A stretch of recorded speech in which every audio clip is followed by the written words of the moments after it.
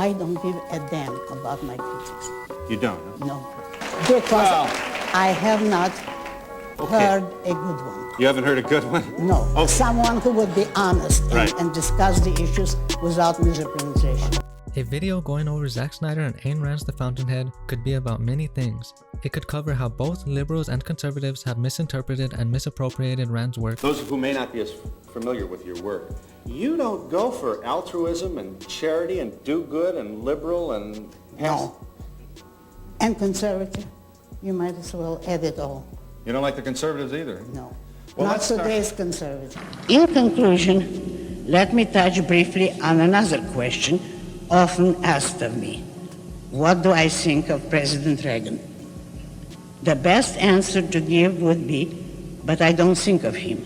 And the more I see, the less I think. Or how Snyder, despite being accused of it so many times, has not actually promoted Rand's objectivist philosophy in any of his films.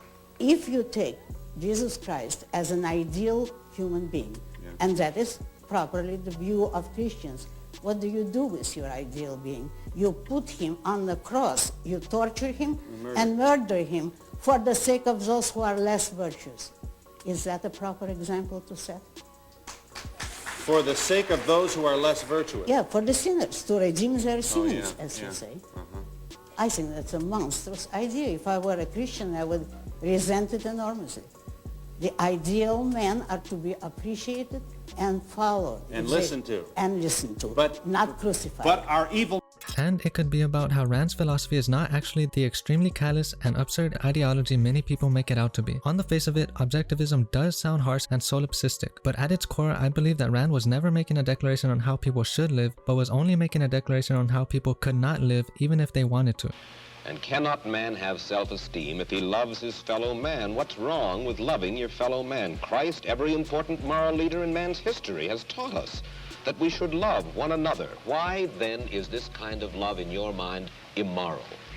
It is immoral if it is a love placed above oneself. It is more than immoral, it's impossible.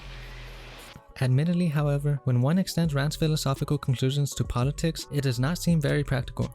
Fortunately, in The Fountainhead, Rand doesn't use the story as an overt advertisement for how objectivism should be implemented politically. The theme of the story, according to Rand, is individualism versus collectivism, not in politics, but in men's souls. She was trying to create an entertaining, melodramatic story about the value of creating and staying true to oneself regardless of any external pressures. This is expressed when Rand says, If you wish, but that isn't my purpose in writing. I see. My purpose is for you to look at those people and to enjoy the spectacle. As a secondary consequence, you might find yourself inspired. Yeah. That's fine. But I want to give you that experience.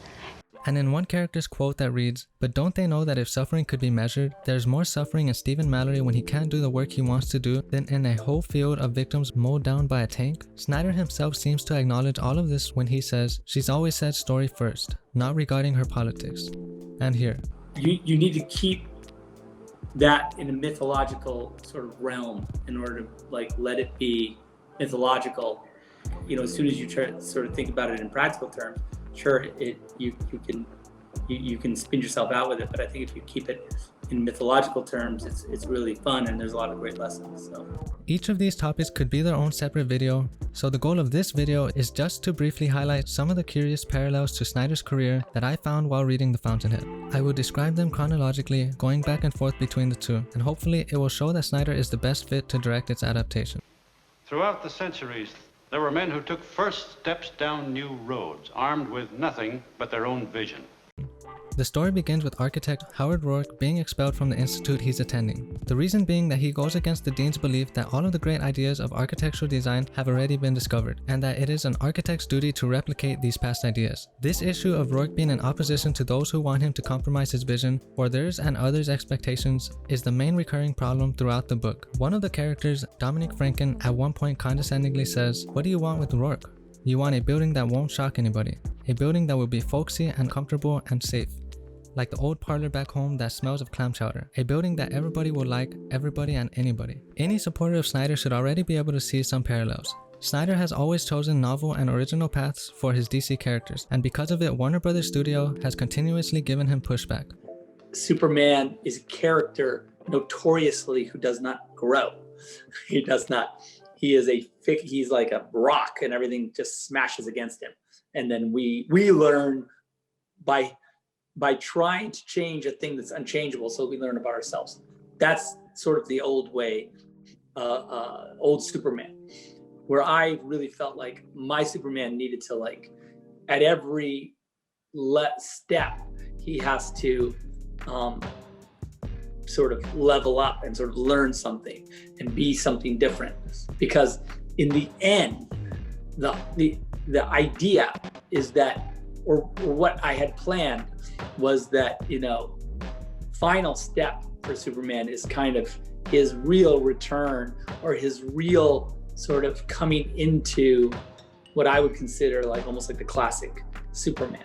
And so I was asked by the studio to like say, hey, you can't, there's a lot of stuff we don't want you to do from that script. So we did a rewrite, right, of the script. So the original Justice League that Chris and I wrote, we didn't even shoot. I mean, there's a lot of it that we shot, but the actual idea, the hard idea, the scary idea, we never filmed because the studio was like, that's crazy.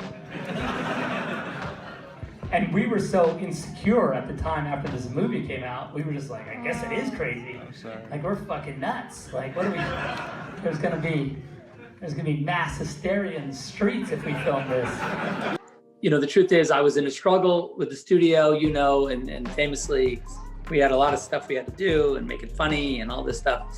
And, frankly, I just kind of, in a slightly subversive way, just kept also doing my thing at the same time so that I would have what I believed would be, closer to what I would want to do without any influence, Eventually, Snyder decided to leave the filming of Justice League in 2017 after having just experienced a family tragedy, and after his directorial powers were slowly taken away from him by Warner Brothers. Once Rourke leaves the Institute, he finds work with an architect named Henry Cameron, who is described as a man of uncompromising integrity but who is a commercial failure, both statements which have been made about Snyder. In 2016, Warner Brothers had the unrealistic expectations that Batman vs Superman would accrue more than $1 billion even after they cut 30 minutes of vital segments of the story and plot, and after doing a horrendous job of advertising the movie, giving away major spoilers and framing it as a thoughtless, action-packed film rather than a thought-provoking one. Despite all of this, the studio still chose to blame Snyder for its poor critical reception and lower than expected box office total.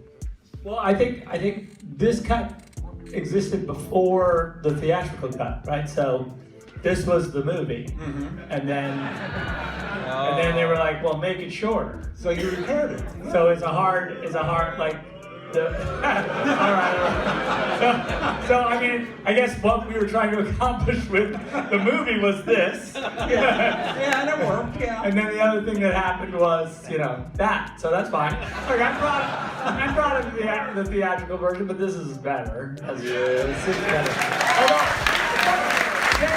After some time, Cameron falls ill and Rourke has a hard time finding opportunities. Eventually, he finds work with a builder named John Eric Knight who doesn't subscribe to any one category of architectural design. Thus, he is open to all styles. The catch, however, is that when Knight's architects turn in their designs, he combines them all into one. So during this time, Rourke never gets to finish a project that is purely his own. The public wouldn't like it.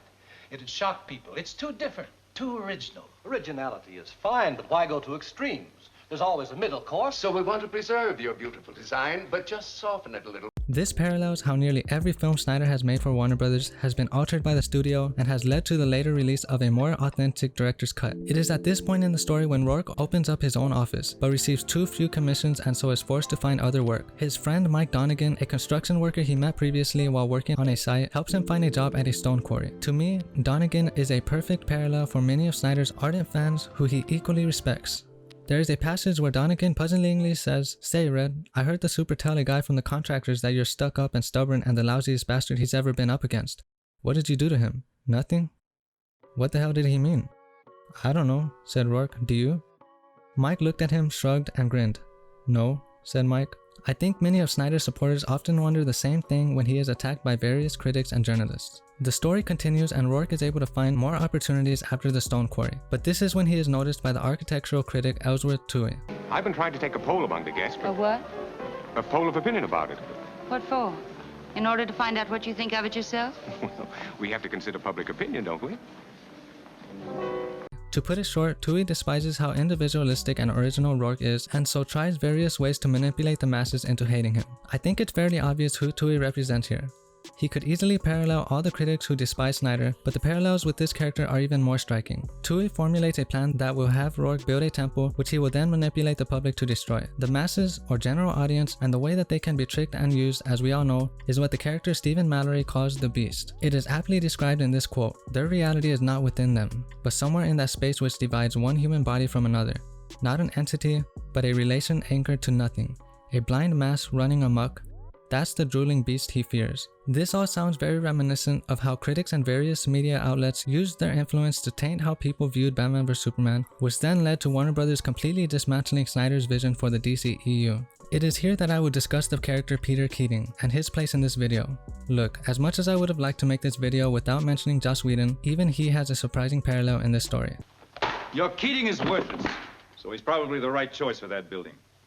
And that is with Keating. Keating is introduced very early on in the book and is set up to be the antithesis of Rourke. He is someone who uses his power to manipulate and who creates not for himself but only to gain higher status in the eyes of others. At this point in the story, Keating asks Rourke to design a low-income housing project called Courtland Homes. Keating's only desire is that he get full credit when it's all said and done, and Rourke agrees so long as the structure is built exactly as he designs and envisions it. Of course, this does not happen because when Rourke is away on a cruise, the critic Tui hires 2 architects to come in and alter his design. Upon his return, Rourke is disgusted by how his creation has been perverted. One quote from the book reads, "He saw the economy of plan preserved, but the expense of incomprehensible features added. A new wing added with a vaulted roof, bulging out of the wall like a tumor. Rourke can't take it and comes up with a plan to dynamite and destroy the whole site." To me, this lines up exactly with Whedon coming in to alter Snyder's Justice League film. It is safe to assume that Snyder would have been just as disgusted as Rourke was if he ever saw what they had done to his vision. Thankfully, his wife Deborah Snyder and friend Christopher Nolan told him never to see the film. There would be no way. I would destroy the movie. I would set it on fire before I would use a single frame that I did not photograph. That is a fucking hard fact. I literally would blow that fucking thing up. It didn't require Snyder watching it, however, for the film to be destroyed like Courtland was. All it took was Snyder leaving for it to pretty much implode in on itself. After this, Rourke turned himself in and stood trial for what he'd done. This also mirrors the internal investigations that took place post-Justice League's implosion, because Rourke was ultimately acquitted and Keating was exposed as a fraud for trying to put his name on another architect's creation. An apt quote I found online stated that Keating now found his career as an architect finished. He is a rotted out shell of a man. All of this lines up with how Whedon and Jeff Johns were exposed for their toxic, sexist, and racist behavior on the set of Justice League, as well as Kevin Tsujihara, John Berg, and Toby Emmerich for enabling and allowing it all to happen. As for the critic Tui, by the end of the story, he has lost all of his power as a journalist and a critic. In a similar way, many Snyder fans have noticed that from the time Batman vs Superman released to now, the influence of critics has immensely diminished as streaming platforms have become more prominent. Viewers no longer necessitate a critic watching a film for them before they invest time, money, and gas to go to a movie theater. Now, viewers can simply click a button on a remote. Another more subtle parallel I found and thought was interesting was how the person who critics and journalists always sided with and who they lauded as some super feminist turned out to be toxic and sexist. And the person who they constantly accused of being sexist turned out to be one of the more generous directors in the film industry. An anomaly in Hollywood, according to one Warner Brothers executive. Anyway, toward the end of the book, the businessman Roger Enright purchases Courtland Homes from the government and hires Rourke to rebuild it, similar to how HBO Max spent $70 million so that Snyder could reassemble his initial vision of Justice League. The book then finally concludes with Rourke accomplished standing atop a skyscraper of his own design. And what I've always thought was a sentence from some Greek philosopher, I don't unfortunately remember who it was, that I read at 16, and it's affected me all my life. I will not die. It's the world that will end. And that's absolutely true.